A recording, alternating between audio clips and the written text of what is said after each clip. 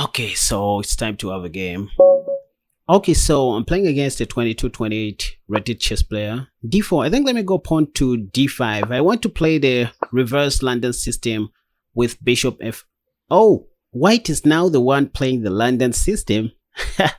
Okay, so this is interesting.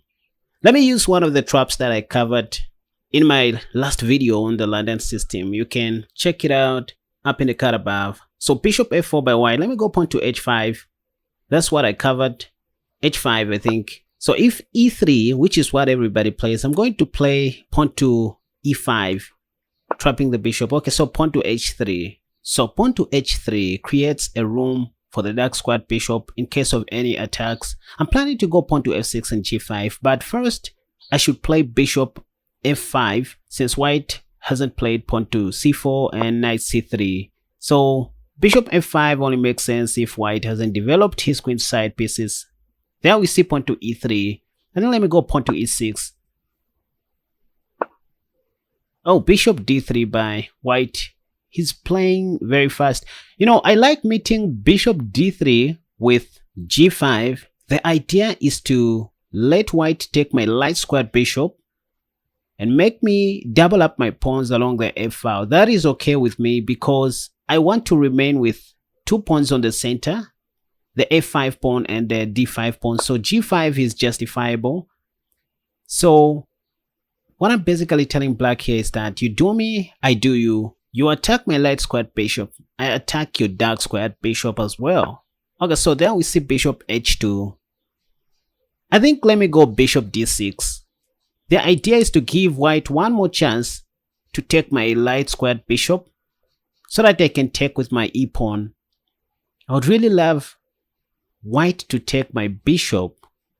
So I think bishop D6 makes sense here. Yep. Challenging the dark squared bishop on H2. Okay, so there we see bishop takes on F5, so E takes F5. I'm glad to have this pawn structure. Knight to F3 by black, but I can simply play pawn to F6, I think. Or maybe pawn to G4. Or maybe just take the bishop first. We simplify the game and then start playing other pieces. Developing other pieces. And my main idea here is to castle long, you guys. I talked about this strategy in my previous video on the London system, just to castle long. So I played knight C6 and white just played knight D2. Let me go knight F6, I think. Yep. Developing another piece. The plan is to plant my knight on E4. Okay, so knight F3 by white. Can I play knight A4? Maybe just pawn to G4, attacking the knight. Okay, so pawn takes, H takes G4. Let me take with my, I need to take with my F pawn, attacking the knight once again. So I'm getting more central space, you guys. Can I take the knight? Yep. So white must take back on E5. Yep. And I'll go knight D7, attacking the pawn once again. And look at how beautifully my kingside pawns are placed. So I'm attacking the pawn on E5, white's pawn on E5. Okay, F4. I think let me play queen E7 instead of taking with en passant. The plan is to still castle long, given a chance. Well, let me just do that. Or maybe pawn to F6 first, or castle long before playing pawn to F6. So I'll play king B8 or pawn to F6. Yeah, the minority attack is more important. Take with my knight. So white just took on F6 and then knight takes on F6. Castle long by white. And what am I going to do here? Rook H8 makes sense to me. So let's see what white is going to play. Oh, and I'm very low on time. 39 seconds against 2 minutes. So I should start playing very fast. So king B8. I hope I won't blunder, you guys. Please pray for me. Next, I'm planning to play rook D6 and maybe rook B6. Okay, so knight B3 by white. Let me change my plan here. Pawn to C5. Planning to go C4 next, attacking the knight on B3. I think I'm doing fine here. Queen B5 by white, rook C8. Just supporting my pawn on C5. You don't want to hang anything at this stage, you guys. So the plan is to go knight e4. Okay, so f4, I think c4. c4. I still want to play knight e4 later on. And maybe if the knight moves, I can go pawn to c3 and queen a3 check and start causing some chaos here. Let me go pawn to c3. White played knight d4.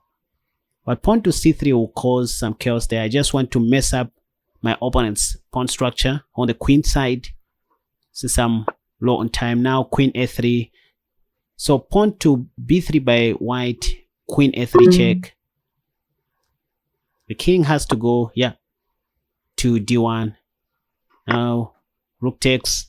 There's a trick here, you guys. I just sacrificed my rook to give white a check on a1, queen a1 check, and win his other rook on h1.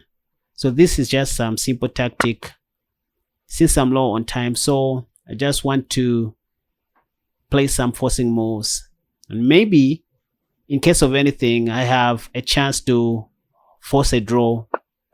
Okay, so rook e6 by white. Let me go knight e4. Do I see something like a mate here if white is not going to be careful? Let's say queen h2 check or queen g2 check, and then white just played rook d8. I think queen g2 check. Yeah, this is simply over. So anyways, this was a tricky game. I think white doesn't have many options here. Yeah, king a1, then queen f2 check, and queen d2 checkmate. Okay, so I'm happy. My eyeballs are satisfied. Now it's time to do the analysis. I think let me just try to identify my opponent's mistakes, because this is what you always want to do after you finish playing a game. Okay, so let's go. Okay, so the game started as a London system, you guys. I played h5 on move 2, hoping to play pawn to e5 in case of e3, and if knight f3, I was prepared to play pawn to f6, because that's what I recommended in my tutorial video, giving white one more chance to blunder with e3, after which I was going to trap his dark squared bishop like this after bishop g3, pawn to h4. But I knew this was not going to happen. And let's just say if white didn't play pawn to e3, and let's say if you played pawn to h4 or pawn to h3, I would have played bishop f5. I said don't play g5 first before playing bishop f5, because in some cases white may play queen d3. So bishop f5 has this idea which I've highlighted, and it also stops queen d3 by white. That's why you don't want to start with pawn to g5. And let's say if pawn to e3 by white, here I just recommended to go pawn to e6. And let's say if bishop d3, you just counterattack with pawn to g5, allowing white to take your light squared bishop so that you can take back with your e pawn. And these doubled pawns are okay according to Stockfish. After this, you can just go ahead and exchange bishops, the dark squared bishops, just to simplify the game as soon as you can. And next, you're going to take back with your queen, and the whole idea is to castle long, develop your knight c6 and castle long. Your king's knight is going to be developed on e7 in most cases, and I'd be more comfortable to play this position as black. Let me just show you another way you can punish the London system, starting with knight to f6. So you go pawn to c5, and in case white places out knight to f3, this is when you take on d4. So you always need to remember this move. Knight to f3 equals c takes d4. That's a very interesting move, you guys, because if white takes back on d4 with his knight, now you have this deadly fork double attacking the bishop and the knight.